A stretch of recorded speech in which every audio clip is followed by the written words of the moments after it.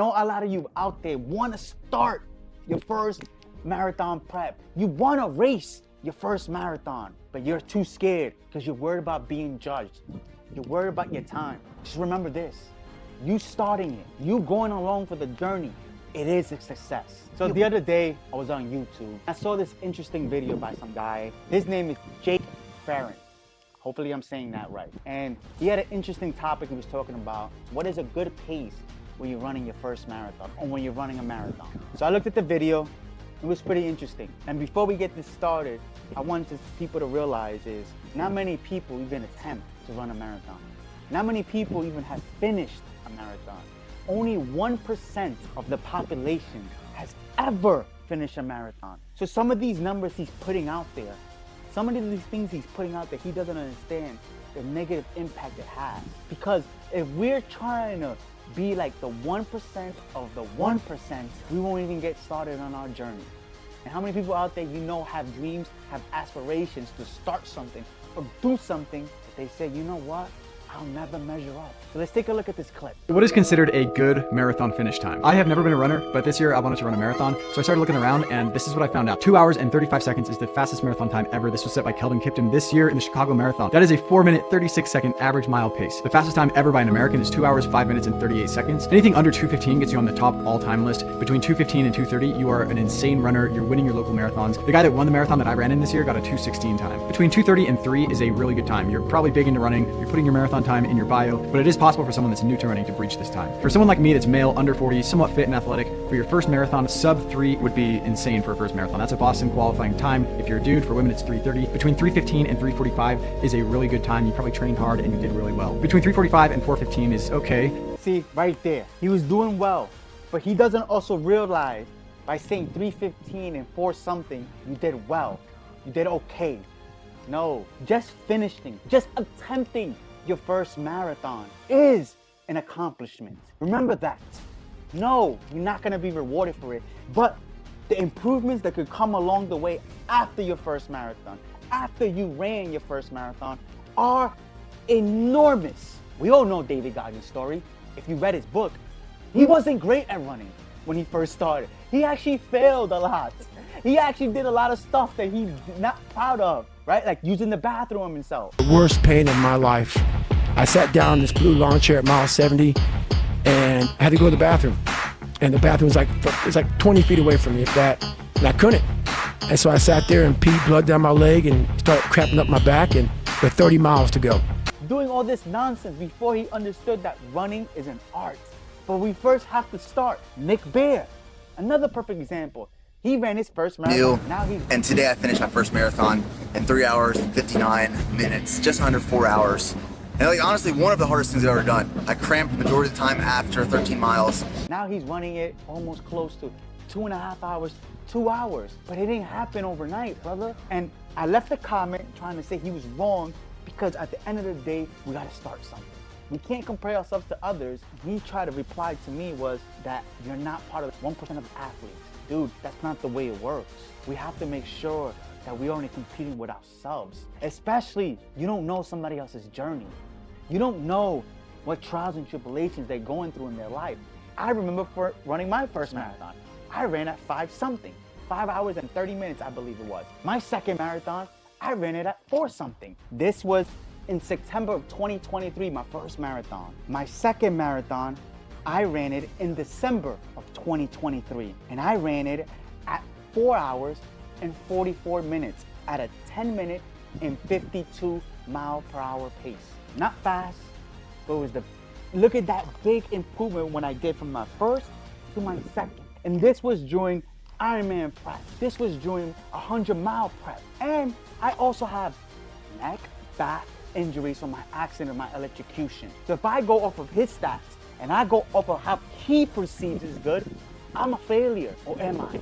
No, for me to wake up every single day and try to train as hard as possible so I can even get to that starting line takes a lot of work, brother. And I know some of us out there are more gifted than others. The ones who you see doing these fast, crazy paces are the ones who are gifted at it. This is why they chose to run. Some of us are not gifted at all. Like me, I am not a gifted runner. With all my injuries that I've been through, it's hard for me to get up and run, but I do it. So I'm not gonna let somebody else's perception of how they view the world affect my life. I know a lot of you out there wanna start your first marathon prep. You wanna race your first marathon, but you're too scared because you're worried about being judged. You're worried about your time. Just remember this, you starting it, you going along for the journey, it is a success. You're pushing yourself, you're seeing what you're capable of. And each time you go out there, each race will be different. That gap starts to become better and better every single day. It's easy to do something that you are talented at, but it takes a lot of discipline. It takes a lot of hard work, a lot of dedication to get up and fight for something that you're not good at. To stay consistent at something that you're not good at. So I know your video wasn't negative, and I'm not saying it was negative. We need to understand that some people out there don't have the mindset of, I'm good at this, so I'm gonna try it. Some people don't even wanna get up and try it because they're worried about being put down. They're worried they're not good enough. And one thing the marathon has taught me is, no matter how good, no matter how fast, no matter how strong you are, there's a lot of lessons that we learn along the way. There's a lot of lessons that are being taught through that 26 mile. And this is why only 1% of the population has ever completed it. Because it's not easy. To cross that finish line, it ain't easy, brother. And to anybody out there, stop judging time. Stop thinking you need to be like somebody else to actually be able to achieve something. No, do the best you can do. Get out there and work hard. That's one thing I love about running. Every day is different. Every race is different. Everyone is different. But you're capable of getting out there. I still remember meeting this old man, George from Georgia, at my last event, my last 31-mile race. The man has run over 500 marathons in his life. He doesn't run them fast. He's not worried about a pace, but he's gonna go in the history books of running one of the most marathons in the world. I believe he's top 40 in the world because I looked him up. And it's not about pace for him. It's about every single day getting up and doing the things he needs to do to get out there for the race. He's about 80 years old and still out there crushing it. This year alone, 2024, he did over 50 marathons. Now let's think about that. He was out there worried about his pace and worried about being the fastest out there. Would he even get out there every week at 80 years old? No, it's about competing with you and owning you. And you have this, all of you out there. So don't let the pressure of social media, don't let these fancy numbers, these Garmin watches, these times that these guys go, it's easy. Yeah, for you it's easy. Some of us is not, but those are the true workers. Those are the true disciplined ones out there. When something's not easy for you, you out there every single day trying to get better. That's the key to life. Don't put yourself in a position that everything is easy for you.